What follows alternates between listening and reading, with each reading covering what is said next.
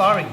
How important is sparring for Chinese martial arts? Because most of Chinese martial artists, they are not used to sparring, especially not with gloves and not with protection.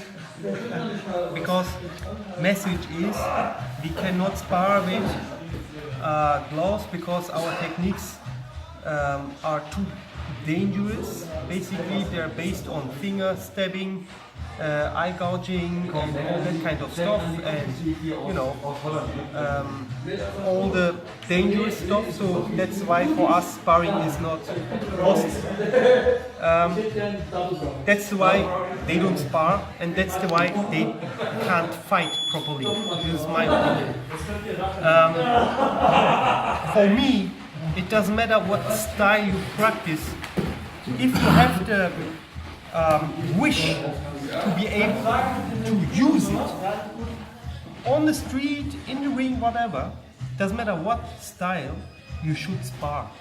And you should use protection gear for sparring, because then you can go up to a grade of speed and power that you can try out the techniques. And it doesn't matter if you practice Xingyi Quan, Taiji Quan, or Bagua Jiang. It depends on in which distances your style gives you the tools. But sparring is always a big point for people who want to know what are the applications of their forms. Okay? That's why I personally, also in Chinese boxing, sparring is a big part, but not for the beginners. Yeah. So not to go too hard at the beginning, and the things get very fast, very messy. That's why for beginners we used to have some drills. They become a little bit more free with the time, and the attacks become more free and random, but in fact it's not considered as sparring at the beginning. But the moment when the student already got some tools and they are solid in use within the drills, then take your gloves and then try it. This is what we do also. And because that is the only way your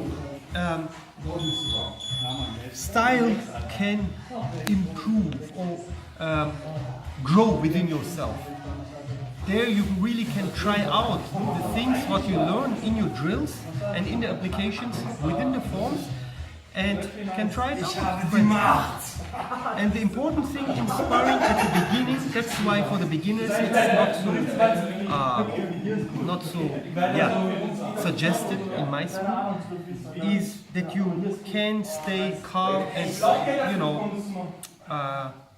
relaxed with the attacks, but still real. What means real? Don't hit to the air. Hit the target, hit or aim for the touch, but relaxed power and not too fast. And that is at the beginning very, very difficult, because ego is still a big point there, and you get hit, you want to hit back and stuff like this. 2 more rounds and then that's it. Yeah. So therefore, sparring, I say it doesn't matter what style you practice, you should consider as one of the main points of your training.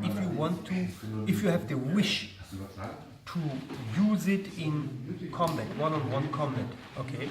Of course, if you don't have the wish and you practice your martial art for other purposes, of course, that's another story. But if you say, one day I want to use this, what I learned here, also in some situations when people attack me, I want to be able to use these techniques, then you must be slowly, with some drills, build it up with the time, and then the drills get more and more free, and then the attacks get more and more random and free, and lastly, you start to free spar with your partner in a controlled atmosphere. Yeah. This is my opinion. You guys can write to me if you like, when you have difficulties with sparring, or what you think about that, or when you think no, for traditional martial artists there is no sparring needed or whatever, and then we can discuss this point. Yeah. As I said, for me, in my opinion, sparring is a big part of training after some tools are there, because if you don't have some tools at the beginning, it's very messy, it gets very fast, it gets very uncontrolled, and that is the point what we should not go after. Yeah, we should go after control and go after, let's say,